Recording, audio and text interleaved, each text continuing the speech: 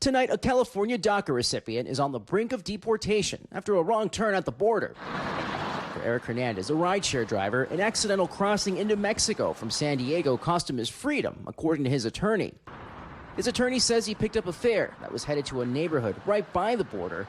On the way, he missed an exit on the highway. Unable to turn around, he crossed into Mexico and then right into the hands of border agents. Oh my God, I don't know what I'm gonna do tomorrow.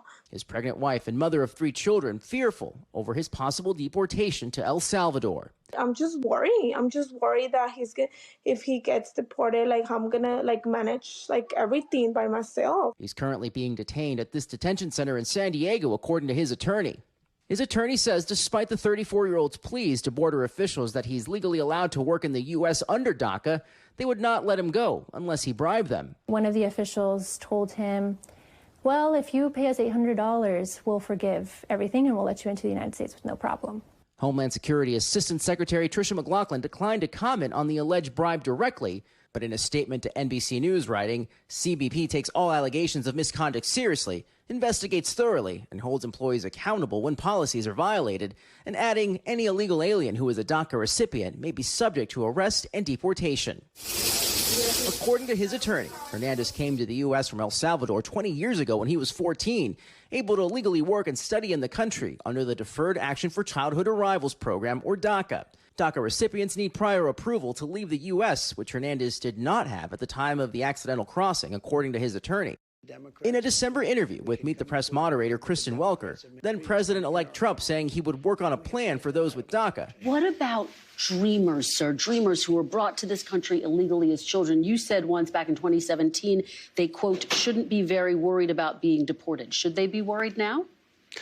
The dreamers are going to come later, and we have to do something about the dreamers because these are people that have been brought here at a very young age, and many of these are middle-aged people now. They don't even speak the language of their country. But last month, a White House spokesperson told NBC News this wasn't a priority for the president, who is instead focusing on deporting criminal illegal aliens. For now, Hernandez's family describing the situation as a nightmare Una pesadilla, un mal sueño. as they await his imminent deportation. George Solis joins us tonight live from Miami. So, George, where does Hernandez's case stand tonight? Yeah, Tom, our team speaking with Hernandez's attorney a little earlier this afternoon, and unfortunately, it looks like deportation is more imminent than not. His attorney telling us that he was denied his stay of removal, which means that they are going to more than likely deport him. Now, his attorney said he had remained hopeful that something would end up working out, but because of this decision, again, it looks like he will now be heading back to El Salvador, which he is very fearful of because he says it's a country he hardly knows. We thank you for watching, and remember, stay updated on breaking news and top stories on the NBC News app or watch live on our YouTube channel.